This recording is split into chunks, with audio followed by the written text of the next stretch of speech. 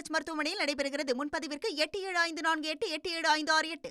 புதுச்சேரியில் நகை செய்யும் வியாபாரியிடம் 1 கிலோ செப்பு கட்டிகளை தங்க கட்டிகள் என கொடுத்து அதற்கு பதிலாக 880 கிராம் தங்க நகைகளை ஒரு மோசடி ஆசாமி வாங்கி சென்ற சம்பவம் அதிர்ச்சியை ஏற்படுத்தியுள்ளது.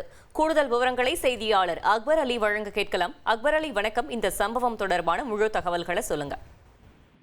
வணக்கம். மேற்கு வங்காளத்தைச் சேர்ந்தவர் தீபக் தாஸ். இவர் கடந்த 10 ஆண்டுகளாக புதுச்சேரியில் தங்கி பாரதி வீதியில் நகை வியாபாரம் செய்து வருகிறார். அதாவது நகை விற்பனை செய்யும் தொழிலும் ஈடுபட்டு வருகிறார். மேலும் இவருக்கு சேலத்தில் வசிக்கும் மேற்கு வங்கத்தைச் சேர்ந்த சந்தீப் ஜெயின் என்பவருடன் கடந்த ஒரு வாரத்திற்கு முன்பு பழக்கம் ஏற்பட்டுள்ளது. தொடர்ந்து சந்தீப் ஜெயின் தீபக் தாஸை சந்தித்து தன்னிடம் 1 கிலோ தங்க கட்டி உள்ளதாகவும் அதனை நகைகளாக செய்து தரும்படி கேட்டுள்ளார்.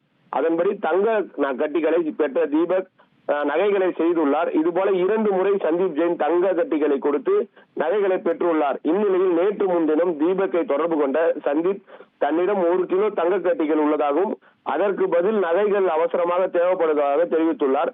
இதனை நம்பிய தீபக் 880 கிராம் கொண்ட தங்க நகைகளை தயாரித்து வைத்து தங்க கட்டிகளை எடுத்து வருமாறு சந்தீப்பிடம் தெரிவித்ததை அடுத்து நேற்று இரவு வந்தவர் தங்க கட்டிகளை தீபக்கிடம் கொடுத்துவிட்டு தங்க நகைகளை பெற்றுக் கொண்டு சென்றுள்ளார்.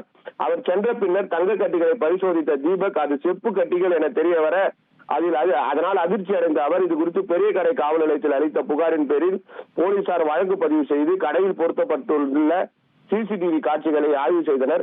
மேலும் சந்தீப் ஜெயின் அந்த சிசிடிவி காட்சியில் முகமூடி அணிந்து கொண்டு வந்து நகைகளை எடுத்துச் செல்வது பதிவாகி இருந்தது. தற்போது இந்த சிசிடிவி காட்சிகள் வெளியாகியுள்ளது. இந்நிலையில் சிசிடிவி காட்சிகளை அடிப்படையாக கொண்டு நகை மோசடியில் ஈடுபட்ட சந்தீப் ஜெயினை போலீசார் தேடி வருகின்றனர். தகவல்களுக்கு நன்றி அக்பர் அலி. கேஎம்சிஎச் மருத்துவமனையில் நடைபெறுகிறது. முன்பதிவிற்கு 8754888758.